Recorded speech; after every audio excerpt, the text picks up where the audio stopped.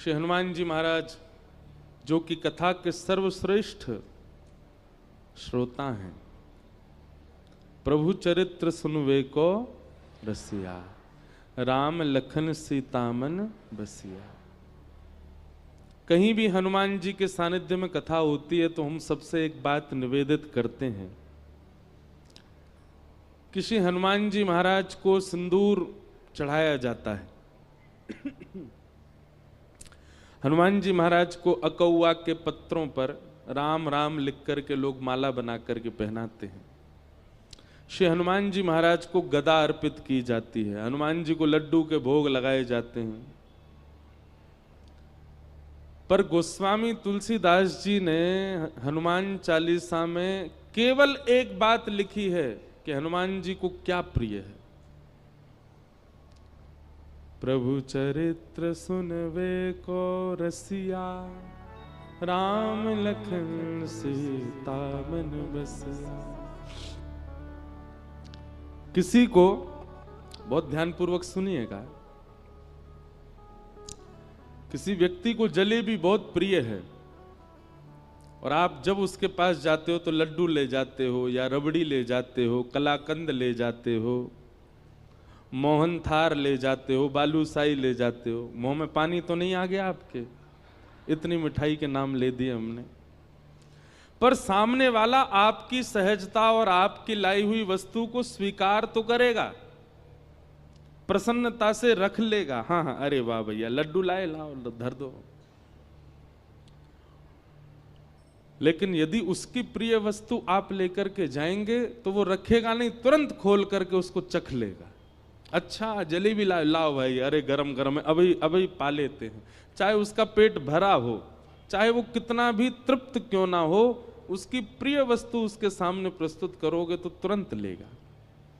हमारा और भावों से कोई विरोध नहीं है। आप ऐसा मत सोचना कि हम हनुमान जी की अन्य सेवा के लिए मना कर रहे हैं। कई जगह वर्णन है कि ऐसे ऐसे हनुमान जी को रिझाओ, हनुमान जी के सामने ये करो, ऐसा करो, ये उपाय करो, आदि आदि सब ठीक है। पर वही बात है कि आप अन्य उपाय करोगे तो हनुमान जी महाराज उस उपाय को लेंगे, रख देंगे। कभी जैसे हम फ्रिज में रख देते हैं मिठाई, फिर कुछ दिन बाद चख के देखते हैं। तो आपके द्वारा प्रस्तुत जो भी भाव है हनुमान जी उसको ले तो लेते हैं पर रख लेते हैं, पुनः अपने ध्यान में बैठ जाते हैं। लेकिन जैसे ही कोई सन्मुख आकर के प्रभु श्री राम या प्रभु श्री कृष्ण की मधुर कथा, कोई लीला सुनाने लग जाता है, हनुमान जी अपना नाम जप साधन आदि सब छोड़ करके नेत्र खोल के उसको सुनते हैं। और कैसे सुनते हैं? यत्र यत्र रघुनाथ कीर्तनम तत्र तत्र कृतमस्तकांजलिं वाष्पवारि परिपूर्ण लोचनम मारुतिम नमत राक्षसांतकम। वाष्पवारि परिपूर्ण लोचनम, नेत्र सजल हो जाते हैं हनुमान जी के कथा सुनते हुए। और कथा वो तुरंत स्वीकार करते हैं। इसलिए हम तो श्रोताओं से भी कहते हैं कि आप कथा सुनकर के जाया कीजिए, कोई अच्छा चरित्र याद कर लिया कीजिए। और मंगलवार शनिवार आपके ऊपर जो भी बुरा समय चल रहा है, कोई हारी बीमारी चल रही है, ब्रजवासी की कही एक बात मान लीजिए, कोई नियम मत कीजिए, हनुमान जी के पास हर मंगलवार जाकर के एक भक्त या भगवान का चरित्र सुना करके आओ।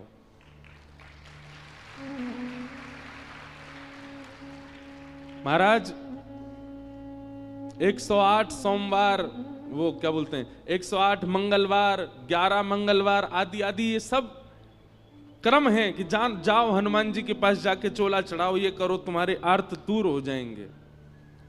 हम कह रहे हैं 108 मंगलवार में जो फल मिलेगा ना, वो एक मंगलवार में कथा सुना दो हनुमान जी को, उसी से ही प्रसन्न हो जाएंगे। इतने इतने रसिक हैं हनुमान जी कथा के। लेकिन हम सारे साधन करते हैं हनुमान जी को रिझाने को, वही नहीं करते जो हम सब रोज गाते हैं, हनुमान जी के सामने ही गाते हैं। जब हम कहते होंगे ना प्रभु चरित्र सुनवे को रसिया, हनुमान जी कहते हैं तो पता है तो फिर क्यों नहीं सुनाता मुझको?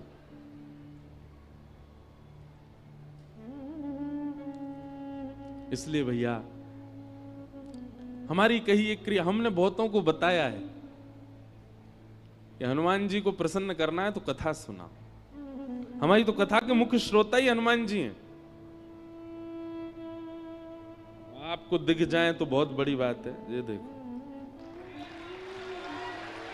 ये हमारी पहली कथा से सारी कथा सुन रहे हैं। और गदा वाले हनुमान जी नहीं है, कीर्तनिया हनुमान है। हनुमान जी गदा वाले हैं ही नहीं है।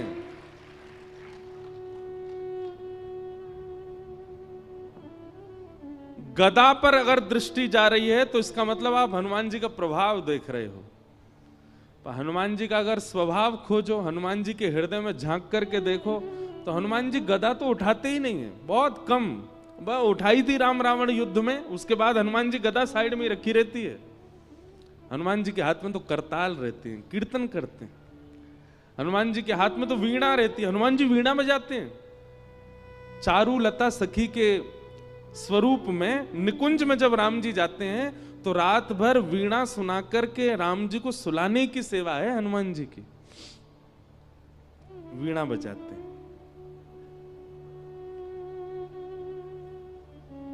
पर हमको लगता है कि ये रौद्र हैं, ये भयानक हैं, ये आर्तों को नष्ट करना जानते हैं। 24 घंटा केवल वीर आसन में बैठ करके और हमारे दुख दारिद्रों को दूर करना ही इनका काम है। नहीं, हनुमान जी नहीं दुख दारिद्र दूर करते, अपने गणों को भेज देते हैं, जाओ इसका कंटक काट के आओ। हनुमान जी तो 24 घंटा कथा में रहते। वो तो कथा से, जब हम 21 पेशी 11 पेशी 108 पेशियां करते हैं हनुमान जी की, तो हनुमान जी क्या कहते हैं? ए भाई गणों, इसके पीछे जाओ, बहुत पीछे पड़ रहा है मेरे, जाओ इसके आगे सब कंटक काट के आओ। हनुमान जी थोड़ी आते हैं। हनुमान जी किसकी रक्षा के लिए आते हैं? जो कथा सुनाता उसकी रक्षा करने हनुमान जी आते हैं। अरे भैया, ये हमारे व्यास जी हैं, ये हमको कथा सुनाते हैं, इनके भाव सुन के हमको प्रसन्नता होती है, इनकी रक्षा तो हम करेंगे। इसलिए हमारी प्रार्थना है, पंचमुखी हनुमान मंदिर के प्रांगण में कथा हो रही है, आप श्रोताओं को एक ही काम करना है। 7 दिन के इस कथा प्रसंग में कुछ भाव, कुछ लीला, कुछ प्रसंग जो आपको भा जाए उसको याद कीजिए, उसको स्मरण कर लीजिए।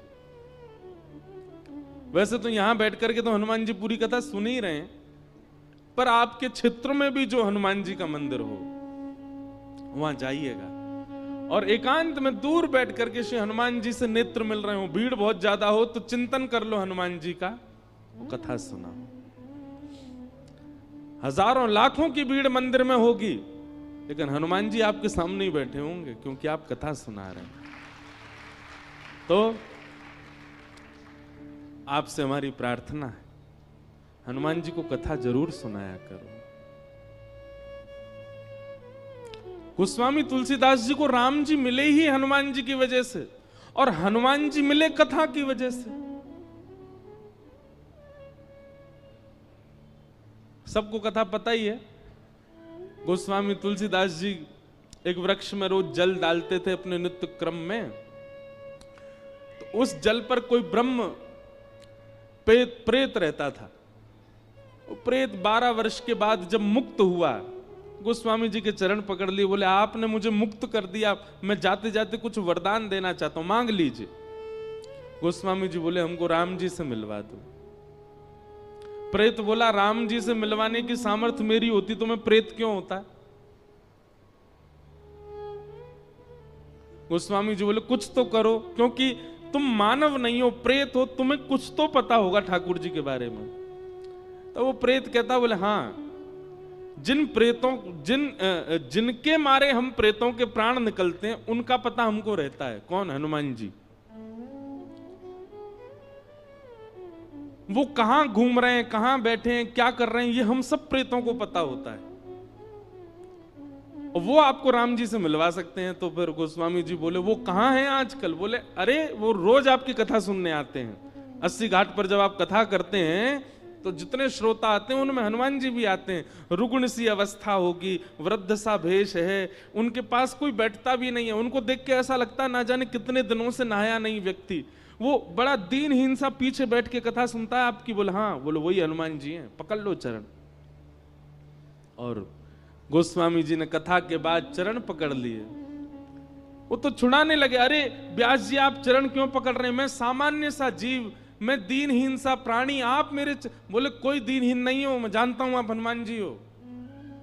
इतने में ही आहा, श्री हनुमंत लाल प्रकट हो गए और प्रकट होकर के गोस्वामी जी को हृदय से लगा लिया।